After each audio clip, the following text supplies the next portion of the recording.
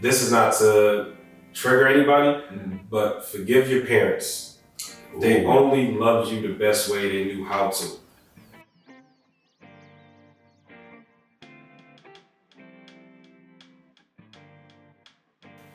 Welcome back to another episode of Keeping It a Bean. Keeping It a Bean is a podcast that brings together conversation and culture all over a cup of coffee, or today's case, some tea. Yeah, okay, we got here. It's late at night that we're recording, so I'm not drinking tea in the evening. No, you're lucky. I mean, coffee in the evening. Right. You already know if it's your first time here, my name is Marquise Davon. Keith, never Mark. Please do not call me Mark. I just don't call him Mark. Okay, now let the people know, because they be trying it. I'm like, that's not the nickname. I'm not going to hold you. But if you are returning, you already know what the vibes are. Hello to niggas only. You already know what the vibes are. I appreciate y'all coming back. If you are listening to this here podcast on your Monday morning drive, make sure to hit that subscribe button, hit that rate and review. Please leave me 5 stars. Do not be a hater. Let me know what you're enjoying about the show and all that good stuff. However, if you're looking at these two lovely faces right on this thing, that means you're watching on YouTube. And so if you're on YouTube, please make sure to hit that like and subscribe and that notification bell. New episodes drop every Sunday at 10 a.m. So grab your cup of coffee, listen to me in the background, do your Sunday cleaning if you want to.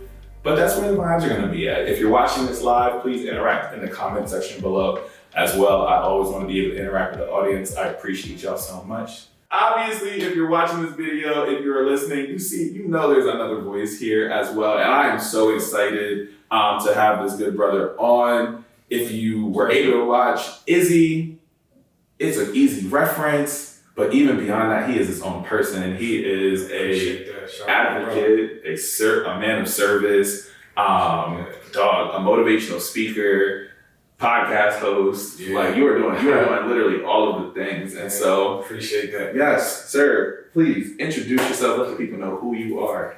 Yeah, I appreciate you having me on, man. It's a pleasure. And I also am a fan of you from afar. I've been watching you do your thing. So it's a pleasure to be on here. And as you mentioned, my name is Youssouph Ndiaye, CEO of a brand called Somebody Gotta Do It. SGDI abbreviated, you see right here. Look, I was wondering. You feel me? Lifestyle motivational brand, and that we represent possibilities. We really just want people to take the message and apply it in a positive light. Whether you want to be a podcast, you want to be a teacher, lawyer, doctor, entrepreneur. When we say somebody got to do it, this is a call to action. Yeah. We're challenging you to be the person to do it, because if you don't do it, nobody else is going to do it for you. Come on, you know what I'm saying? So with that, we're fortunate enough to not only have a full-fledged clothing brand, we also got a charity side called SGDI Serves, talk show, SGDI Talks. We go to schools to speak to kids ranging from elementary school to even college students.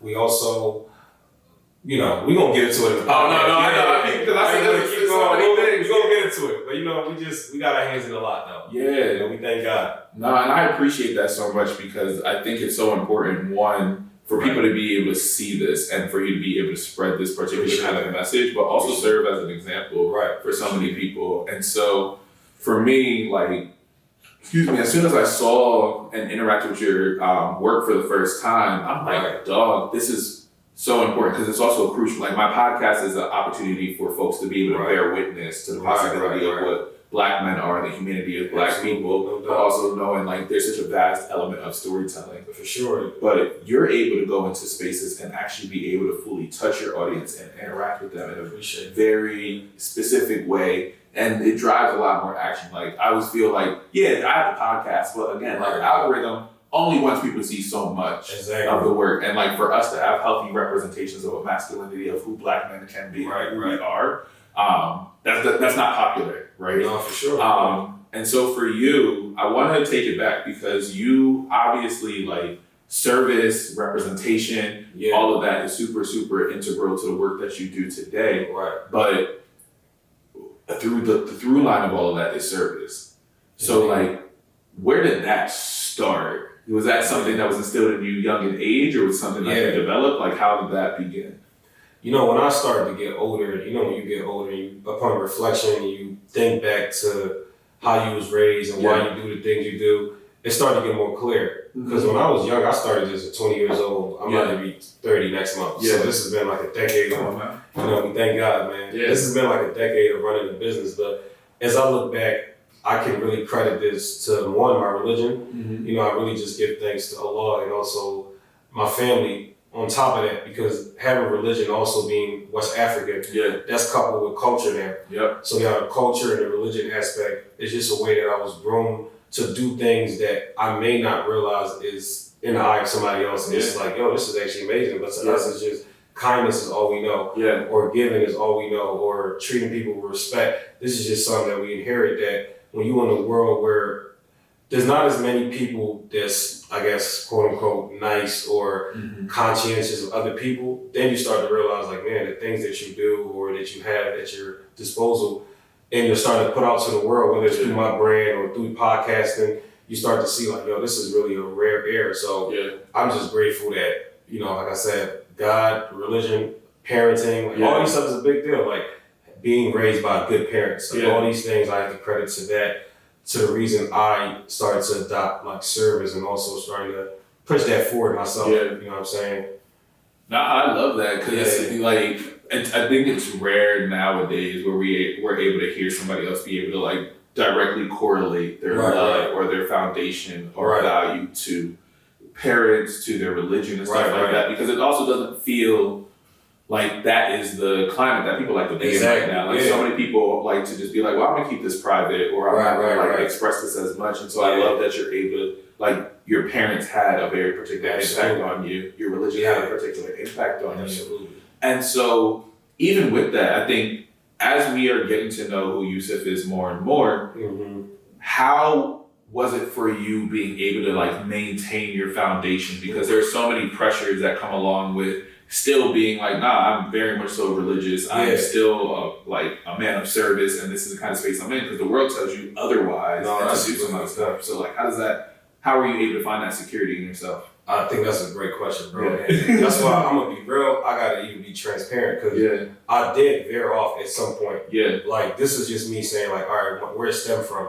That's where it stemmed from. But obviously, you know, growing up in the inner cities, you fall into peer pressure, you're impressionable. And so I was a victim of my society at one point, made a lot of mistakes. But this is where, like, in those hard times and those moments where you have nobody to call on, you think back to the grassroots things. Like, what if something my mom said one time, or my grandma always used to say this, or, you know, Allah says this, you know, without, you know, after every hardship come ease. So you start to go back to those things. And that's where like they start to be fertile for your mind, and you start to really resonate with it in the moment. Because how many times we heard our parents say things, we don't listen until you become a parent, or until you start to experience certain things, whether paying your own rent or whatever. You're like, damn, this is what my mom This is the choices we have? I said, I you see what I'm saying? Yeah. So I think it's really that. It's like through hardship is really when a lot of those stuff really start to just come full circle for me, to be honest. It wasn't just like, oh, I just grew up a certain way because I had good parents. A lot of people got good parents but turned out bad. Or some people come from bad parenting and then they use that as motivation to go a different route. So for me, it was just me being able to understand in the times that I really needed something, I was able to lean on certain things that was instilled in me that I ignored. But then when it became time for me to really grab onto it, that's when it really just kept me firm to who I am, and I just kept building from there. You know what I'm saying? Man. No, I appreciate the transparency of that too. For sure. I think it's something that's so crucial as like maintaining, like it's so difficult. I look at it now, like working with young people and working in youth development. It's so hard for them to want to maintain their core of who they are, because the rest of the world tells them you have to be this way in order to survive, in order to maintain your social status. And so many kids are like experiencing the world in ways in which like we didn't grow up. Like me and you, we're only a year apart. Like, and so I'm just like, oh, y'all, I don't know if I would have been able to survive in your world. No, because I'm just like, the world is able to see us as social media means different. It's different, bro. Yeah, but there's so many kids I get to see who are like still very religious and still practice, but they feel shamed out of them. They're just like, oh, you do this? What's going on? You feel like outcasts. And so I appreciate that you're still able to hold strong to that, and you're very like open about it too. And was that like an intentional decision to be open about it?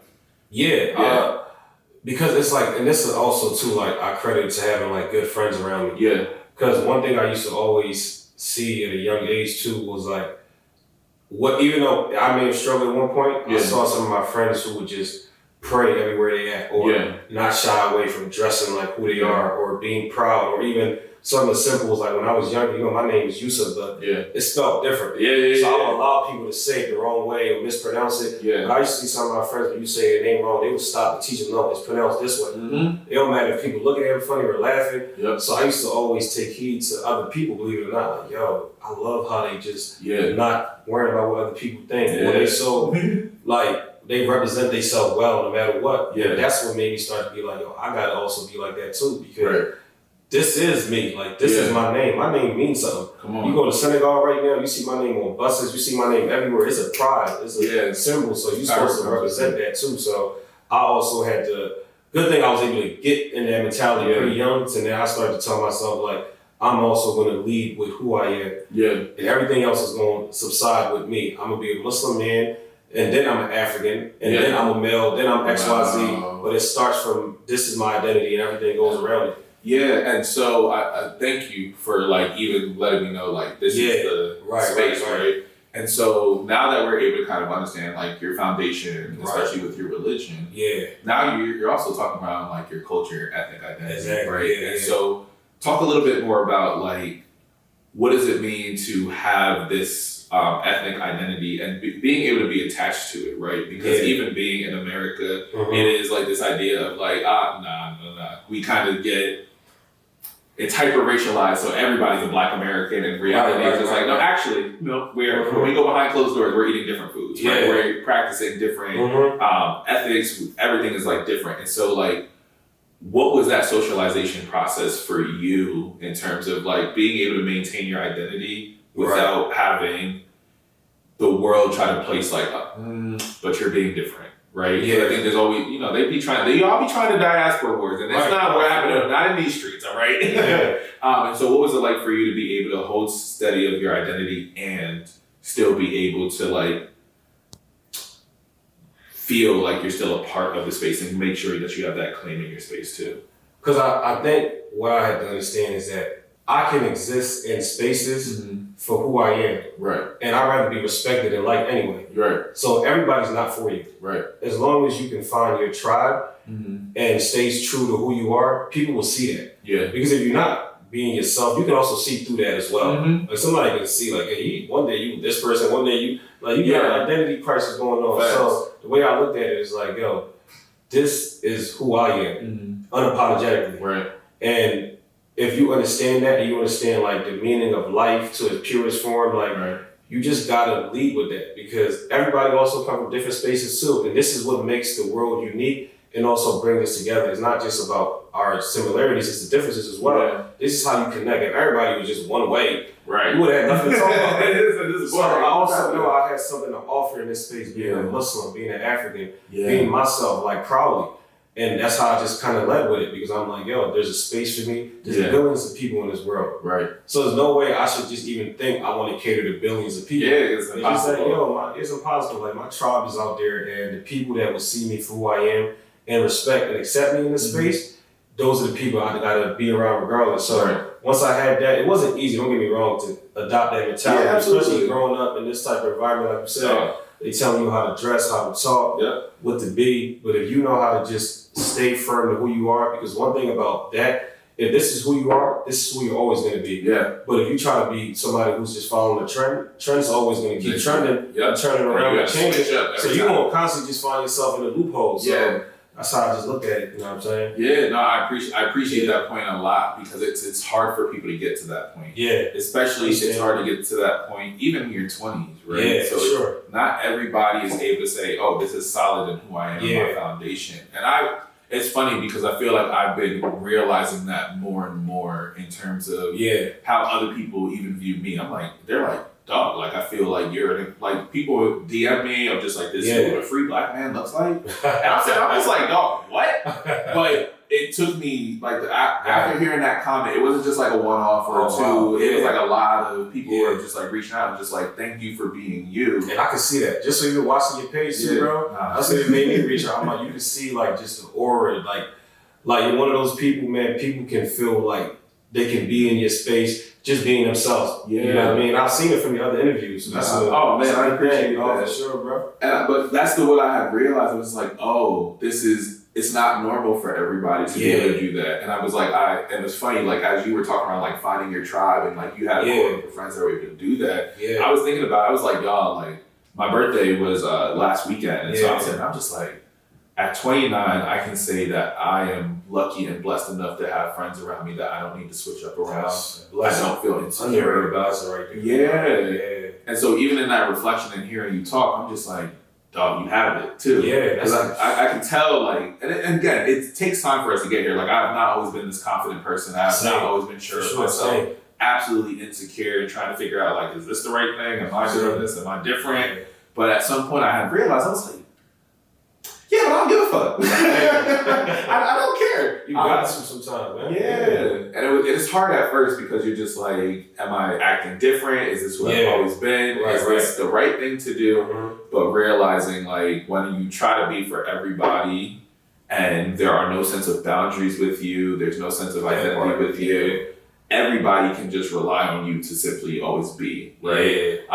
And that's not fair to us who exude, like, radiate being yourself and your authenticity, but I can't be everything for everybody all the time. And when I learned that lesson, I was just like, oh, I have more space for me. Yeah, for sure, bro. And it was different because I'm somebody who likes to give. I'm a person of service. Like, that's how I grew up, and that's what I know.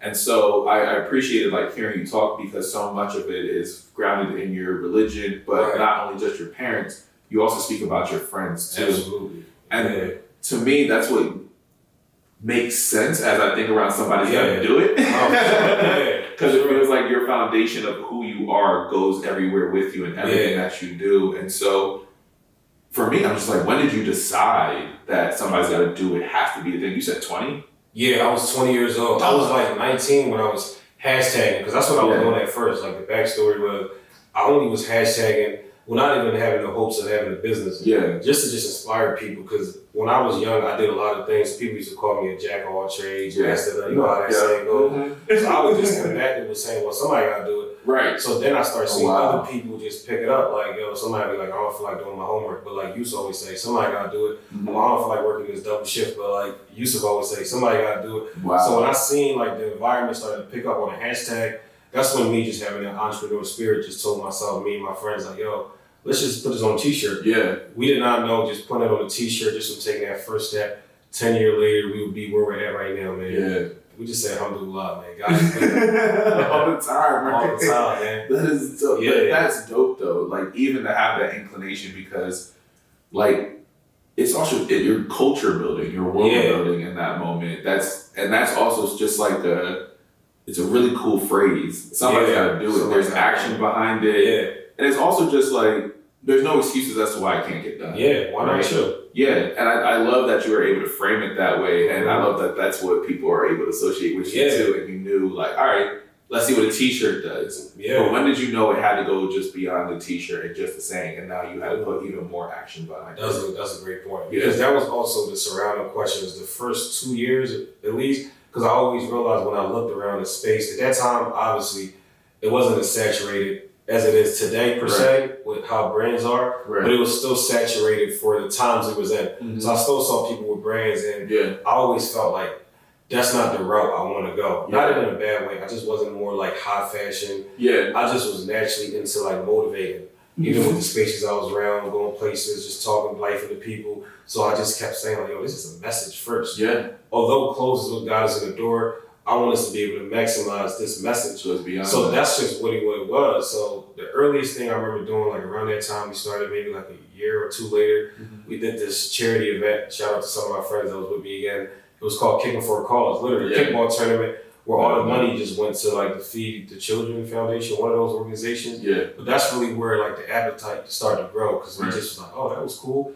And it's easy to associate with everything else that we do with service, because it's like, somebody got to do it. Right. Because anything you do is just that light bulb of, damn, somebody's got to do it. Yeah. So that made it easy for me to be able to be like, all right, let's just have like a tree with different branches. Yeah. Like somebody got to do it more so an enterprise. And with these branches and extensions, we're going to start to add things as they fit. whether that be talk show or mentoring program we had or different things. It just was like, let's just have a foundation and just add. And that's where we've been doing, and by the grace of God, we want to continue doing. Like, this don't just stop here. No, it's awesome because I also recognize like it's something where you are just like, here's the start. Yeah. But there are so many different ways that you were able to touch so many different people. Like I can walk down the street with your shirt on and there's somebody else be like, oh, that's Youssouph. Like it's already there, right? Yeah. And that's dope. And then not only just that, you're now going and taking a step further because you're like, okay, how do we give back?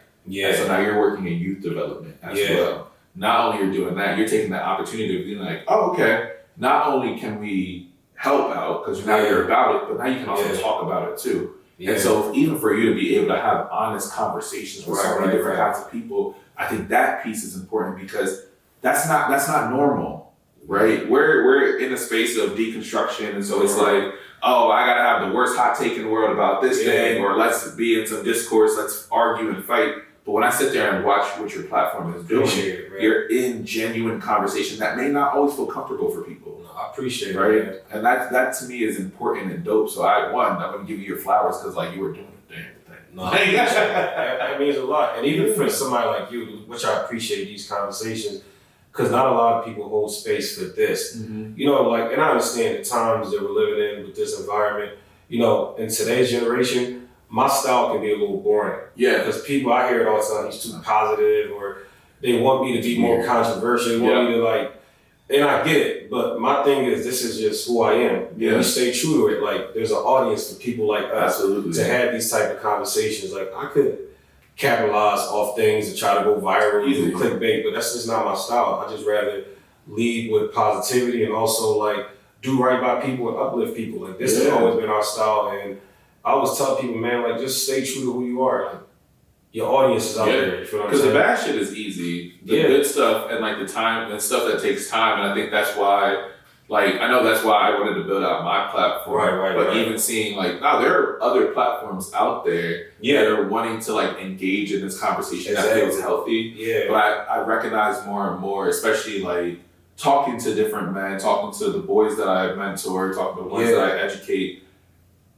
They want a space like that. Yeah. But that space also feels complicated because it brings things up for people that they're potentially not ready to talk about, nor do they know how to approach in a way that feels right and good, right? And so it's something I think about a lot more in terms of the algorithm and what the kind of content and what's pushed out, and how as you were building out a platform, now people are telling you what they would like from you. Yeah. But in reality, if what they want from you is not in line with your core and why you do what you do,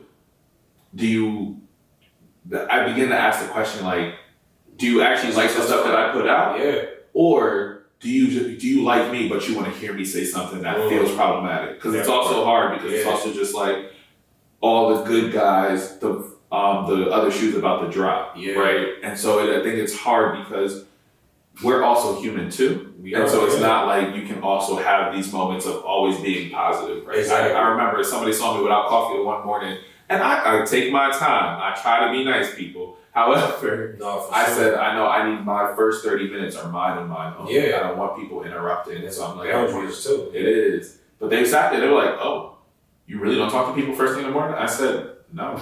I don't either. I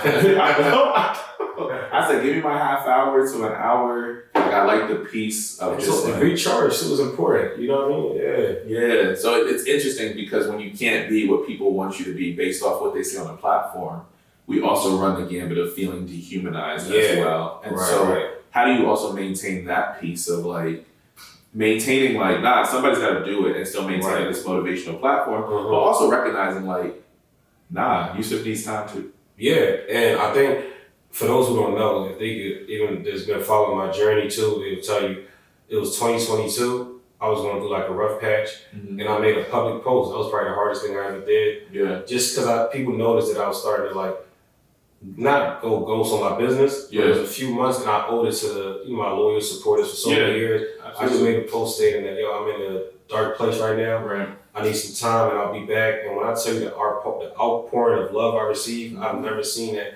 And what that meant, kind of see a point, is to show us that we are humans too. Right. Instead of trying to dehumanize myself, and just always feel like I put on a cape, this is the time to also show people like, this is the other side of business. Mm-hmm. We also have a human element. We deal with real stuff. Just like you, we lose people. Yeah. Just like you, we go through stuff. We have down moments and ups, downs, so I always try to also show the behind the scenes. Hence, that's why our next event is called Business Behind the Scenes. And it's really to just show people like, yes, you see my fashion show sold out. You see clothes sold out, X, Y, Z. But there's a lot of things that don't make it to Instagram. Yeah. But y'all gotta understand how people became household names and how hard this really is. And we gotta have these conversations. Yeah. Because there just need to be a little more transparency about what really goes on. And that's why I want to just, to answer the question, that's some of the parts I try to do more. It's like, show all aspects to it. You know what I mean? Let people just see like good, the bad. That's all part of the story. Yep. You know what I'm saying? Yeah, no, I appreciate that. It's something I hope that people get to sit with when they hear this piece, because it's like when you become a brand and get a platform, now it almost feels transactional in some spaces. Exactly. Right. And so now, I appreciate you also naming that, because also just sitting as a Black man, we kind of default to wanting to be a provider all the time and not necessarily giving ourselves space to just be like, no, I don't have it this time. I don't have it in me this time. And that's okay, right? That's more than enough to just be like, not today.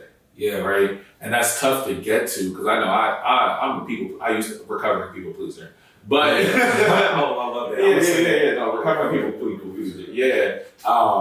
But it was hard for me to say no and give space to myself for the first time, especially like doing this podcast for 7 years. It'll be, it's gonna be 8 years in December. That's wild. Yeah. No, I appreciate it. Yeah.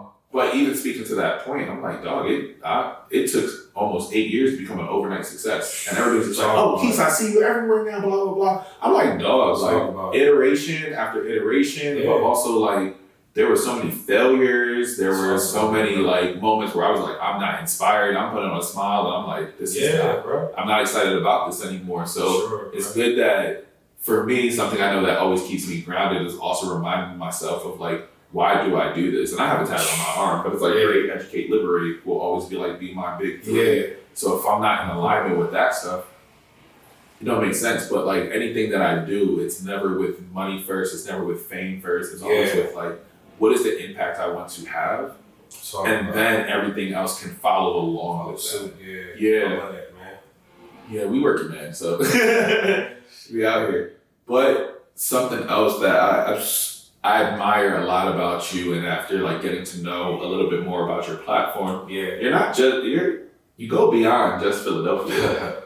So not too long ago, you also expanded your services to Gambia. And so like, what was that decision? Because like that's global citizenship on a very different level that I think is you're dope. I tell you, I'm a fan. I'm like, I see you. Yeah. You know what's crazy? My mom, shout out to Mom Dukes, man. My mom used to always say 2 sayings that stuck with me. The first one was charity begins at home. Yeah. And she used to always, what's the other one? It was charity begins at home.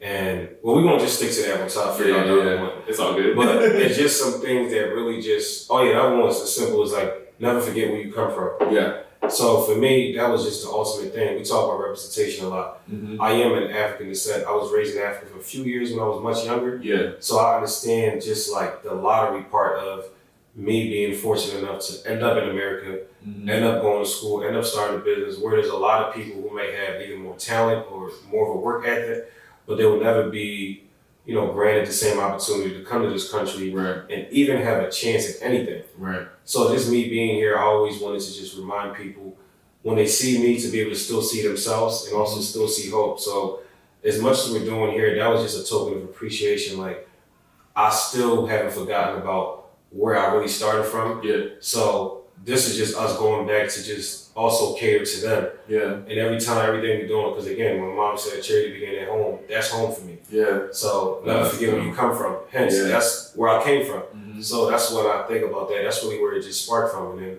we've been fortunate to go to Gambia and Senegal the last couple of years. Yeah. And we plan on just going like all over West Africa. Inshallah, that's the goal, because again, representation matters, and there's nothing like seeing the joys and the smiles on people's faces, and that's just what we just want to continue to embark on, man. Like, somebody got to do it right. Facts. Yeah. And I love that piece too, because what was it like when you first went back? when you first went home with the newfound eyes, like what was that moment like for you?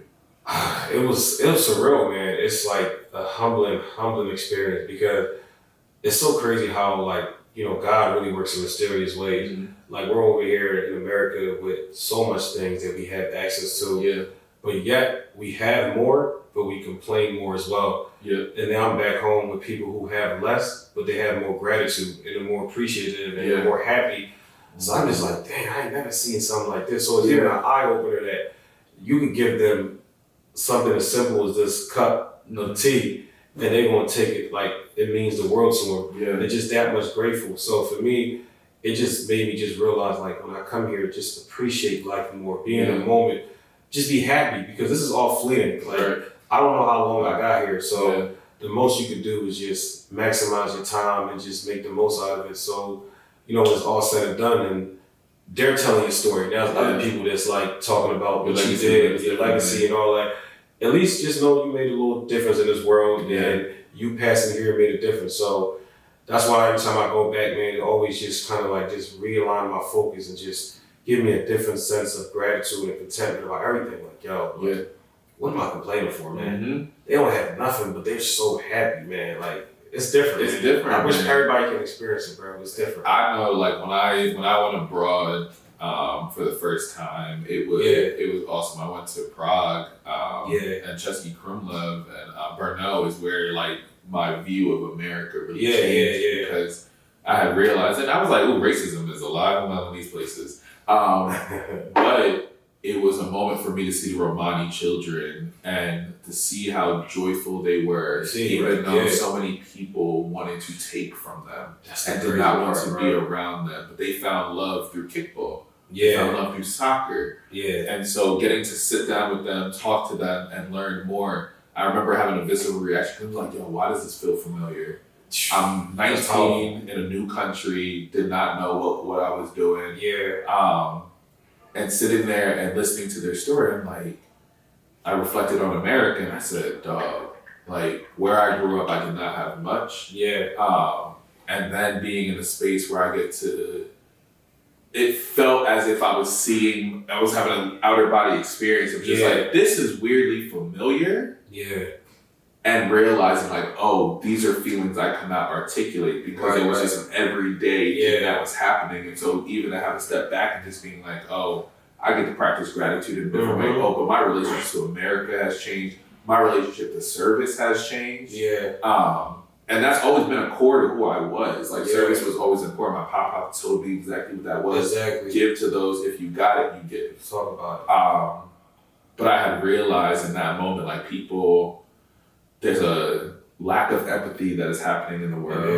There's no humanity that is happening. But I remember coming back and like my foundation had shifted and became a lot more intentional. Yeah. Around like, oh dog, like I don't have, but I'm so grateful for the things that I got. But even seeing it from the outside looking in, I was like, oh no, these are parallel experiences. But to know like that's an experience that made me be like, nah, like service, learning, community service, helping others is like a core of who I want to continue to be and like making an active decision on it. I was just like, nah, if I have the means, I'm gonna do good as much as possible. Yeah. And so I appreciate you sharing that story. It took me back like while you were talking. Bro. Yeah. That's a selfless act. Like even hearing you talk, man. Like that's amazing, man. Yeah. No, I appreciate it. I really appreciate this dialogue because I don't think that being in service of others is always talked about. I think I get to do it as a teacher. When I was a teacher, I think I get to do it when I was in education doing college access work. But I think it's something when it's outside of just having a check. It's outside of just wanting to do this. Like if I wasn't getting paid to do it, I still mentor my kids, right? Like that part. Yeah, and so I think about this a lot because it's not a popular conversation to have. People look at community service as a punishment. They don't look at it as like this should be a thing that us as humans all have an agreement or agreed upon this as being a norm. I remember talking to my kids about it. I was like, yeah, I'm going to because I volunteer at the prison up on State Road every other Thursday, and they're just like, so you just go there for fun? I said, are you in trouble? I said, what? I said, no. I said, do you just not help people? That's what I'm saying. Like, that's not even supposed to be a crazy thing. Yeah, but it has such a different connotation to it. Yeah.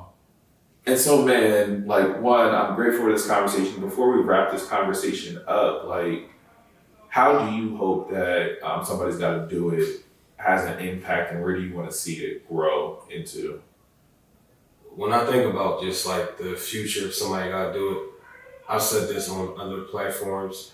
I just want this to just outlive me. Yeah. Right now, obviously, my presence is over it, my name, but I want this to just stand alone as something that's just symbolic and just going to transcend not just our generation, but generations to come. Mm-hmm. I want to see if Somebody Gotta Do It school before I see a store. Yeah. You know, I want to see if Somebody Gotta Do It enterprise where they're providing jobs for people and just opportunities and just people coming down the turnpike, or even seeing it as a vessel to see like, yo, he did that, so that means I can do X, Y, Z. Just represent possibilities. Just letting people know that you can come from nothing. You don't have to come from privilege. You don't have to come from like a rich family. If you don't come from a rich family, then create a rich family. You know, you don't come from a successful family, then create a successful family. I just want people to look at us and just be able to see that he did this, so I have no excuses. Right. Because if from where I'm from, with my name, my background, the country I'm from, statistics will tell you I'm not supposed to be here right now. Right.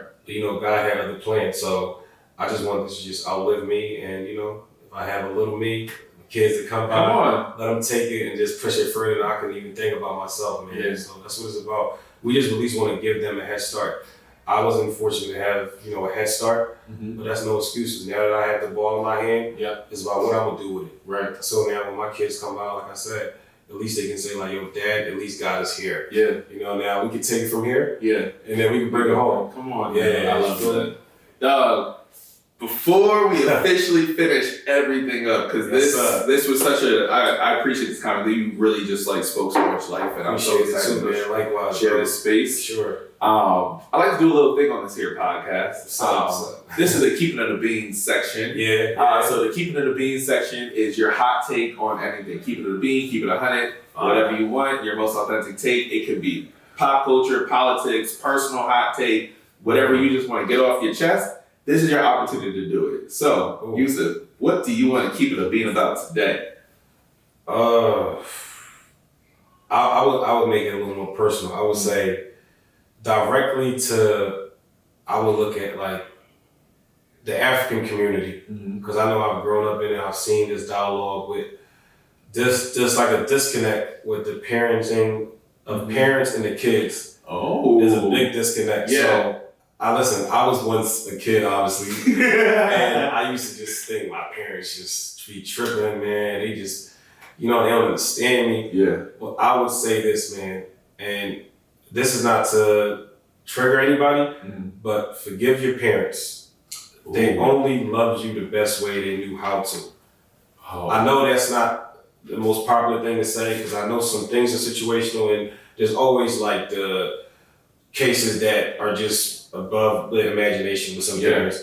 But just in the ballpark, forgive your parents. Like I know forgiving is it's hard for a lot of people. I was once somebody who had to work on that. So I would just say, forgive your parents. They loved you the best way they knew how. They may not have catered to your love languages because they don't understand it in that way. The way they view love to be was how they loved you. The way they view affection to be was how they showed it. And that was my take.